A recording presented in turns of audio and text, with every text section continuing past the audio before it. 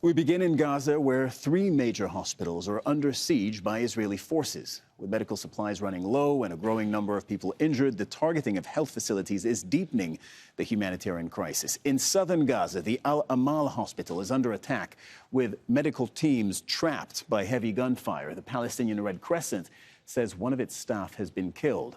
At Nasser Hospital, also in the south, Israeli troops have encircled the facility. That's according to eyewitnesses. Staff, patients and displaced people seeking shelter are trapped inside. Since nighttime, we have been carpet bombed by Israeli warplanes. The entire area near Nasser Hospital was shaking as if it were an earthquake.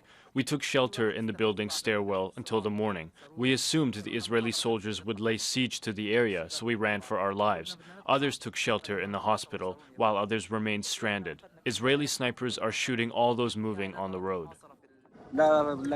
At night, the Israeli warplanes kept shelling the area. Our home was hit and we all ran and took shelter in Nasser Hospital. We were besieged by Israeli tanks and snipers all round. Many were killed and are still lying on the road. And in the north of the Strip, Israeli forces have been laying siege to al-Shifa, Gaza's largest hospital, for a week now. Palestinians who fled the scene described seeing Israeli tanks running over dead bodies in the courtyard and crushing ambulance vehicles. Well, Al Jazeera's Hani Mahmoud is live from Rafah. Hani, what's the latest that you can bring us about these sieges on medical facilities? I'm talking specifically about Shifa in the north and Nasser in the central to southern part of the Gaza Strip.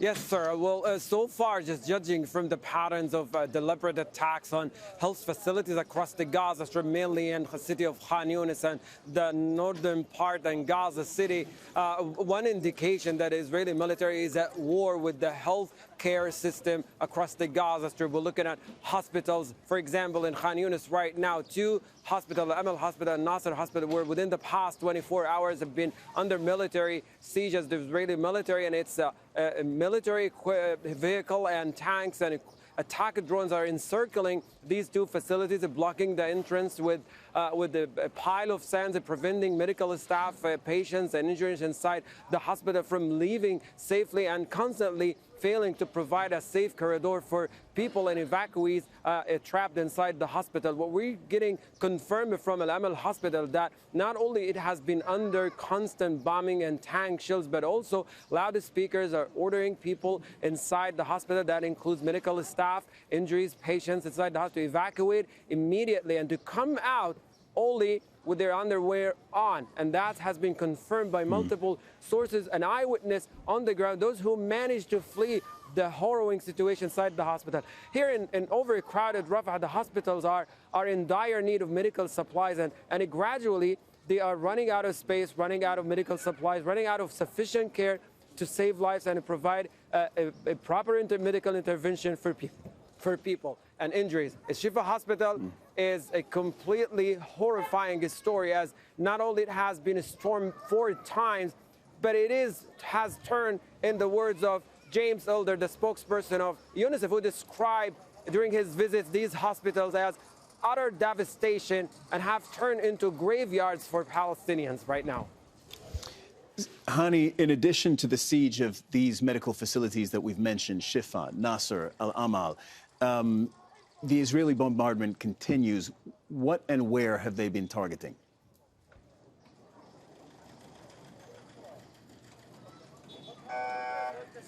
Yes, well, it's almost simultaneous, an intense bombing campaign and a complete destruction of health facilities to the point injuries don't have a place to go to.